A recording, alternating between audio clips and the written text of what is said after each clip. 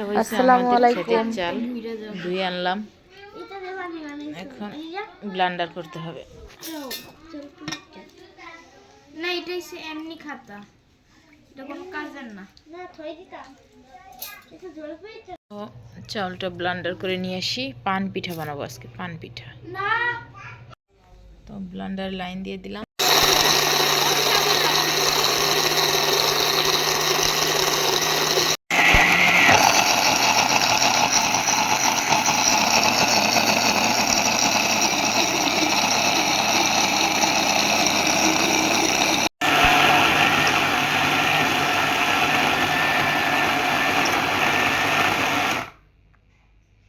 তেল গরম বসাই দিলাম, আর এখানে পিঠাটার গোলাটা গুলে নিছি। প্রথম পিঠাটা কিন্তু মাশাআল্লাহ ফুলছে।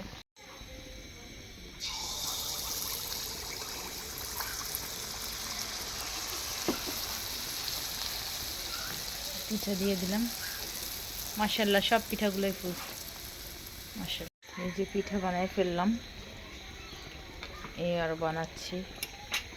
পিঠাগুলো কিন্তু সুন্দরই হয়েছে, ফুলছে অনেক সুন্দর করে।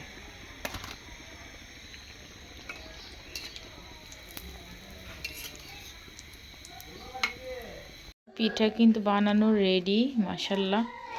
এই যে সব পিঠাগুলি ফুলছে, এই জন্য পিঠা নিয়ে যাচ্ছি দোকানে।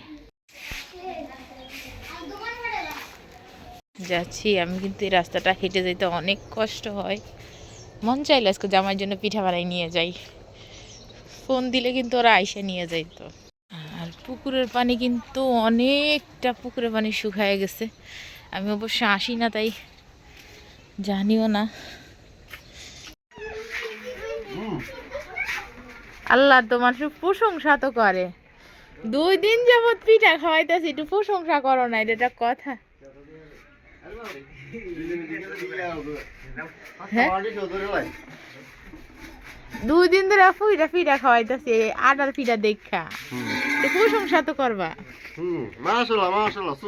এতক্ষণ এত রাস্তাটা হাইটটা লয়ে এলাম, প্রশংসা করতাম। আল্লাহ গো, আরো তো বানাইছি, রাইখানা দিছি।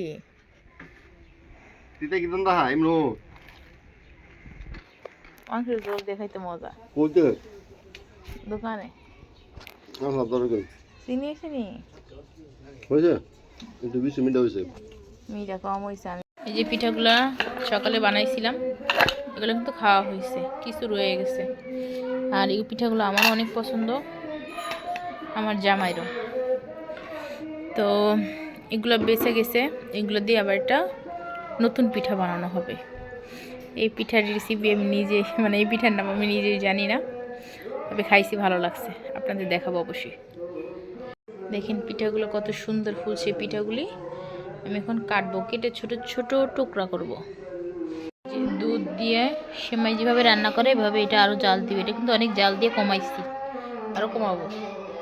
দুধ কিন্তু আমি আগেও জ্বালাই নিছিলাম, এখন আবার একটু জ্বালাই নিব, অনেক দুধ কমাই নিছি।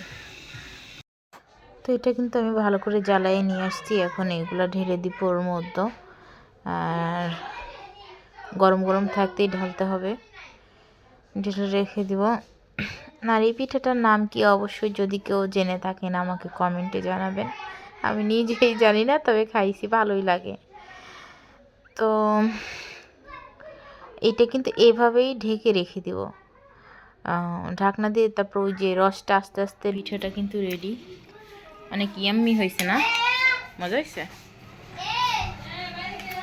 যে কালকে সেই পিঠাটা ভিজাইছিলাম, পিঠাটার ফাইনাল লুক এই।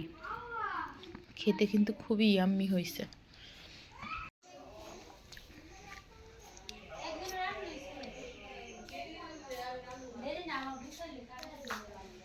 এই যে পিঠাটা,